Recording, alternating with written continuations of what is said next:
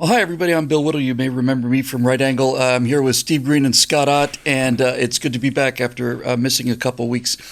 Uh, I was fortunate in terms of choosing my topic for this week.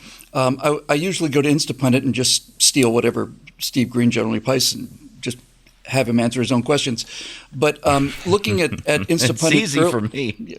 Looking at Instapundit earlier today, I saw a post by Steve Green on Instapundit that basically was titled "The Russia That Might Have Been," and I'd like to talk about that.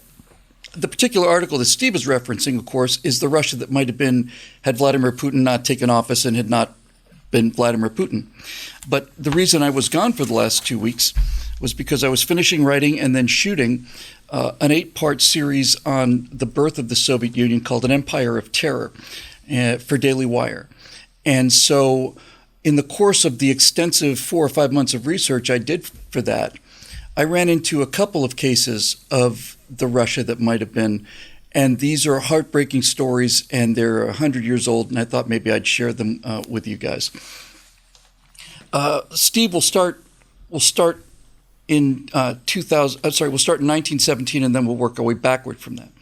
So, in 1917, there were actually 2 Russian revolutions.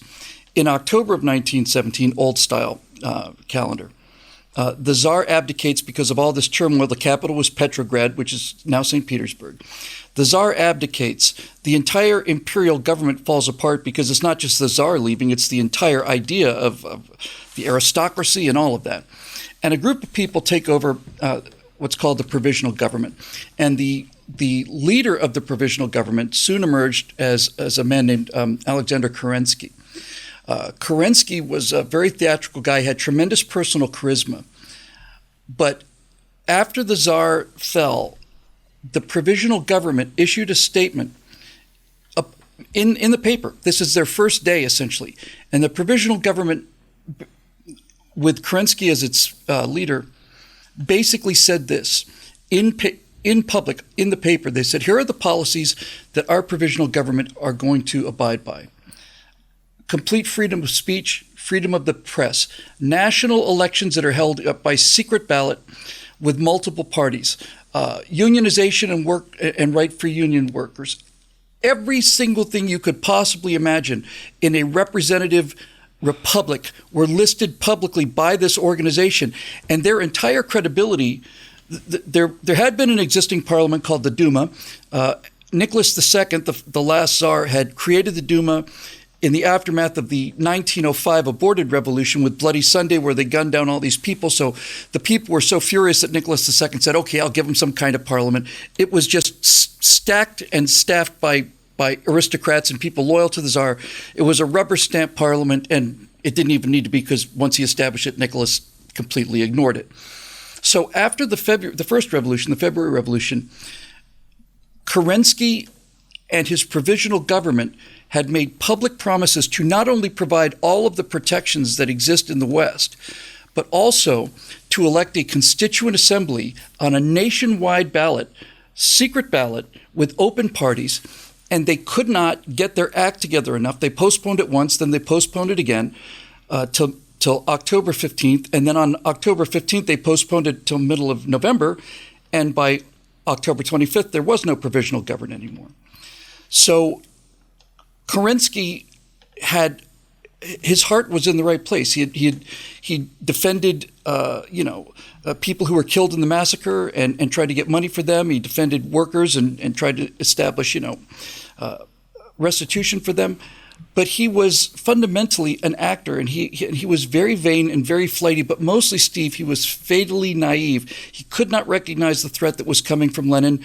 The British knew that Lenin was entering Russia through this sealed train across Germany. The British said, we can stop him at this town. He's got to go through this town, which we control. Essentially cabled the Kerensky government and said, Lenin is on his way, and he's determined to destroy your government and bring a communist revolution. Do you want us to hold him? And Kerensky said, no, we're a democracy. We're based on democratic principles. He's more than welcome to enter the country. I'm sure we'll be able to deal with him. He had no idea who he was up against. But that is the first example in the research that I did that just make you want to cry. It just make you want to cry. Because if this Kerensky government had been able to hold that assembly for the that election for the Constituent Assembly, it would have given the one thing they didn't have, which was popular credibility, and there would not have been a communist revolution. That any government other than Kerensky's could have crushed Lenin and hung Lenin and Trotsky for treason because they took German money in order to do all this stuff. So that's one of the Russias that might have been. It wasn't a communist revolution. Let's be clear about that. It was a communist coup. This was not a popular revolution. It was very well organized at the grassroots level with the local Soviets, the workers' councils, but it was not a popular revolution. It was a coup, and I want to be very clear about that because you should never fall into the trap of using the left's language because they lie. I always want to. Whenever I mention communists, I always want to put a very bad word that our supporters don't like me saying on the air in front of it, because that's what they are. That's what the effing communists are, yeah. Yeah. You talk about the Russia that could have been. Russia was both industrialized. Actually, in the early part of the 20th century, before the First World War, Russia was actually industrializing even more rapidly than Imperial Germany did during the 1880s. And I will get to that. I will get to that with Scott's question. Yes. Okay. Good. So we'll plant that seed. The Duma, its power waxed and waned. By the time the war started, it was definitely on the wane. But reform was still in the air, not revolution. So I think it's really impossible to talk about the Russia that could have been without talking about the Europe that could have been had it not been for the First World War, which is, I think, maybe the worst single event in human history. And this without this question, is no exaggeration. Without World War I, you don't get World War II, you don't get the Communist Revolution, you don't get the Cold War, you get none of that without World War I. And not only that, the First World War sapped all of Europe's cultural vitality. And optimism, yes. Optimism, self-doubt, self-loathing, all of it seeped into the culture. And that's what made World War II, the even bigger and more popular sequel, even more terrible than the First War. I think it's really impossible to talk about what Russia could have been without talking about what Europe had been, because that's the direction Russia was moving. Russia was finally doing the thing where Russia had only sort of belatedly joined this thing we call Western, this beautiful, glorious thing we call Western civilization. It was so far out on Europe's frontier that even as recently as 500 years ago, people in London, France, Germany really didn't know what was out there past the Polish-Lithuanian Commonwealth. It's half European and half Asia. It's in another region there. Yeah, here be dragons. That's right. on the map, to exaggerate a little bit. But during the 19th and the early part of the 20th century, Russia was really moving westward, thanks in no small part to Peter the Great, who moved the capital from Moscow to St. Petersburg. And don't get me started on the Muscovites. If you want to talk about colonialism, because colonialism is the world's big evil now, the Muscovites are maybe the world's most successful colonists because they're the ones who took over what is now all of Russia and established a really nasty regime, several of them, as opposed to the old Kievan Rus, which was quite democratic for its time. It's a shame that it was the Muscovites and not the Kievan Rus who became the dominant culture in Russia, but that's a subject for another day. But Bill, the Russia that could have been, we look at Russian culture today, and it is both great and a shadow of its former self. 100 plus years ago, again before the war, Russian literature, Russian food, Russian music, Russian dance, all of it was among the best in the world. They rivaled the French. They were the envy of basically everybody. And then you get communists who destroyed it all. Because Kerensky and his provisional government could not could not put it together. Act together in concert enough to, number one, to get that Constituent Assembly election. That was the number one thing, but also because Kerensky personally just simply could not see the threat that Lenin posed. He kept thinking the threat was going to come from the army, and Lenin was destroying him in Pravda, and by the time he realized it was too late. So, Scott, let's go back 15 years before the Communist Revolution, which happened in October. You had the February Revolution, the Tsar departs, provisional government has 7 months, can't get its act together. Lenin has a coup d'etat, which, by the way, was not the entire city of Petrograd. Best estimates are, during the night of the revolution, 0.5% of the population was involved in the so-called revolution. And at 9 o'clock that night, the mayor of Petrograd sent a delegation to Kerensky's camp and to Lenin's camp, asking if the revolution was on yet, because it was just a simple 50 guys on the street kind of thing, So let's go back. And the first one with Kerensky, I knew something about. The one that I didn't know about is even more tragic. So 10 or 15 years before the Tsar abdicates, here's the backstory. Alexander II, Pope Alexander II, that'd be Nicholas's grandfather, emancipates the Russian serfs in 1861, 2 years before Lincoln issues the Emancipation Proclamation. At least 9 million people. A serf was somebody, you couldn't sell a serf individually, but the serf was the property of the person who owned that land. They were property. People could mortgage their estates against the value of the human beings that were working for them. So Alexander II gives them this land and emancipates these serfs. And they farm this land in a system called open field. So if you can believe this, prior to the revolution, you had these peasants now living on land. It was a communal farm, but peasants owned an individual row, and they might own another row that is not adjacent to the row they have. So you might have a row, plant a row, tend a row, and harvest a row, and you might have another row, quarter of a mile that way, and maybe a third row on the other side of this commune. And you've got common pasture ground and all this stuff. So this is causing these peasants to basically at war with each other and murder each other. They're constantly fighting over these rows. So here's the Russia that might have been. In 1906, Nicholas II finds a guy who had the only oblast, the only province in Russia that was stable in the rioting that had followed the Bloody Sunday massacre at the end of the 1905 revolution. And Lenin was a theorist. He spent 17 years in exile reading about power, theorizing about power, reading about Marx. But the guy who was running this oblast was a guy named Pyotr Stolypin. And Stolypin had grown up on a manor. Lenin had studied Marx, Stolypin had studied agriculture. And he had the physical courage to talk to people when there were uprisings and say, all right, what's the problem here? Walked right out in the middle of them without a bodyguard and did all these things. So the Tsar brings him to the central government, makes him interior minister. 3 months later, makes him prime minister.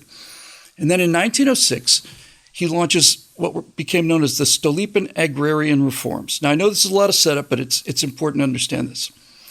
What he basically does is he looks at these open fields, these unenclosed fields, and says, this is madness. Russia had been suffering from hunger for the history of Russia because this is a medieval farming method disappeared from Europe in the 1600s.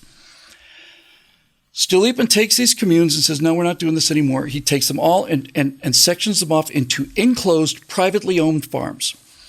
He not only gives each one of these peasants private property, he advances agricultural technology, and if you can believe this, sets up a government program to offer credit to peasants to buy a cow or to buy agricultural equipment, to buy grain, or to expand the size of their property. Stolypin said that this is a wager on the serious and the sober. And then within 3 or 4 years, Russia becomes the number one agricultural exporting country, number one agricultural growth in the world, number one industrial growth in the world. By 1916, Russia is producing more grain than Argentina, Canada, and the United States combined, 30% more grain than those 3 countries combined. He brings private property into the mix, and all of a sudden you've got this stable, working Russia where this guy is basically saying, if you don't own property, you will be forever the slave of somebody else. It's Jeffersonian. So Stolypin is assassinated in 1911, I want to say. Of course. By socialist revolutionaries. They made 10 attempts on his life, and he said, bury me where they kill me. The brave socialist revolutionaries put a bomb in a dacha he was in, didn't kill Stolypin, but did manage to blow the legs off his 15-year-old girl who died in his arms, plus 23 other innocent people.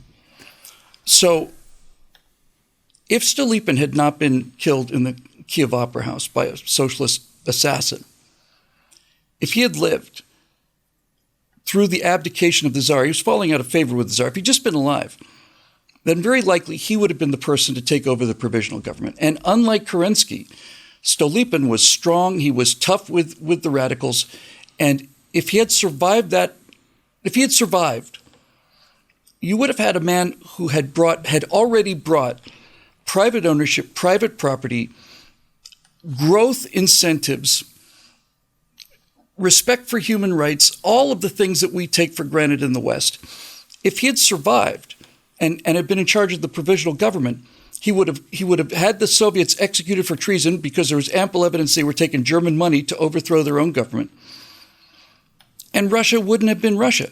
There would have been no Cold War. There would have been no Korea, no Vietnam, no communist China. There would have been no conflicts in South America, throughout Africa. None of this would have happened. So what you've got with Russia is you've got Russia starving with the serfs on their unenclosed land. You've got private property. Now Russia's a major grain exporter. Then the communists take over. Now they're stuck in starvation again. Then Lenin goes to private property with the new economic policy and all these shortages disappear. Then you go back to communism again. There's no clearer evidence of this, right? And you look at this and you just say, this is the greatest catastrophe in human history. And I think that's inarguable. And it's always hard to tell. Like, you change one event, you certainly would have affected everything on the timeline with which we're aware. We don't know what other stupid things would have happened, because there's always people trying to louse things up along the way. But the fact that it took, the Pilgrims' lesson 300 years to get to Russia is a striking thing. I mean, the Pilgrims to these United States, what became these United States, almost starved to death until they came up with virtually the same plan, which was let's give each man and woman their little plot of land and let their family tend it and let them be responsible for it. It's the biblical injunction, he that does not work shall not eat, and so the people who were willing to work were eating, and so suddenly everybody became willing to work. While you were talking about that, I thought, can you imagine when you were in high school if they came to you and said, look, we're going to be selling chocolate bars, and the person who sells the most chocolate bars will win a Camaro. And then, what your reaction would have been to that. Or if they had come to you and say, look, we're going to be selling chocolate bars, and the school that sells the most chocolate bars, the principal will win a Camaro. Yeah. Which one would have driven you to sell more chocolate bars? So sit at home and eat the chocolate bars. It's funny because you're always hearing from socialists and communists and even progressives and sometimes Democrats this idea that, if you really care about your country, ask not, what your country can do for you, but what you can do for your country. But that's not how to get a great country. How to get a great country is to let people work for that which really motivates them personally. And the overflow of that will benefit the country. If you go directly at trying to benefit the country, you'll benefit neither the individual nor the country. But if you let the individual satisfy his own needs for satisfaction in his work, for a certain level of comfort, for avoidance of backbreaking labor, you'll get great innovations, you'll get great ideas, you'll get plenty of food and plenty of tax revenue. It's just stunningly tragic. The other thing I think this whole lesson brings up, Bill, is that for people who look, I always flinch when I hear a radio commentator or news person talk about Russia's war, for example, or Russia did this, or Russia did that. I always want them to say, no, it's the government weasels in Russia. It's not, the Russian people are capable of this kind of a life. they didn't get the chance. They were shut down. They had an opportunity. They showed that they could do it, and then they were shut down. And so there's not a group of people on earth where you say, well, they just need to be ruled by autocracy because they're not capable of the kind of free thinking and innovation and hard work and discipline and responsibility and prudence that we are. It's baloney. These principles are timeless and they're boundaryless. Yes, and the communists went into the country twice in the Red Terror in 1918 to about 1922, and then the Stalin's terror famine in the early 30s. And when they went back the second time, the hatred towards the communists were so great that the peasants of Russia in 1930 or 31, when they realized that the communists were coming back again to take everything that they had, rather than give their livestock to the NKVD, the descendant of the Cheka and the antecedent of the KGB and the FSB, they decided they'd rather kill their livestock. So you've got to think about this. These are people whose only wealth exists in the form of a cow, right? They've got that hut that they've lived in their entire lives. A cow or two makes them a kulak, makes them a rich peasant, makes them an enemy of the state and subject for massacre. And they hated the communists so much that they killed their own livestock. They killed 25 million head of cattle, 15 million horses. They cut the livestock of the Soviet Union in half, out of spite, essentially, out of revenge. I have two pieces of trivia to leave you with in terms of the Russia that might have been. First of all, take a look at this image. Looks like some kind of beautiful Disney-esque winter wonderland, right? It's beautiful white walls and the gold spires and everything. Looks like a fantasy land. You know what that is? That's the Kremlin painted white. And it had been painted white prior to about a decade before the communists got there. When you see the Kremlin in white rather than in red, it becomes something completely different. That's the Russia that might have been. This fairy tale palace eventually became the red-walled Kremlin because of the communists. And I'll leave you with another piece of trivia that I learned for this. Just so we're up on current events, I just finished writing and recording. It took me 5 months to write and finished recording last week, which is why I wasn't here, a series for Daily Wire called An Empire of Terror. It's about the history of the Russian Revolution and the terror state that existed. And I did a lot of research on this. And here's one little interesting piece of trivia that may interest you, bringing this back to where we started, namely the Russia that might have been as of Putin. Lenin was an extremely, he was a theorist. When he said we need to kill 20 million people or 10 or 5 or whatever, shoot 100 of them, those aren't real people. That's just a theory for him. Lenin eventually moved to a house in Gorky, and he had 4 bodyguards on the premises. He had 3 live-in servants. He had 2 secretaries and a cook. After Lenin died in 1924, after a number of strokes, the cook, who had been so well trusted, ended up going to cook for Stalin, and he became one of 2 or 3 people that lived with Stalin for 20 years. So these guys have, the number of people that live with them is usually in one hand. And the cook spent 3 or 4 years living with Lenin on a daily basis and then living with Stalin on a daily basis for 20 years. I made the argument that this cook had the ringside seat of the Soviet Union, that nobody else in the world had the position of being that close, watching the Soviet Union going from this agrarian nothing to a nuclear superpower. And that cook's name was Spiridon. That's his first name. His last name was Putin. His name was Spiridon Putin. He was Vladimir Putin's grandfather. And Vladimir Putin spent 13 years of his life listening to stories from his grandfather, who had spent 4 years living with the great Lenin and then another 20 years living with the great Stalin.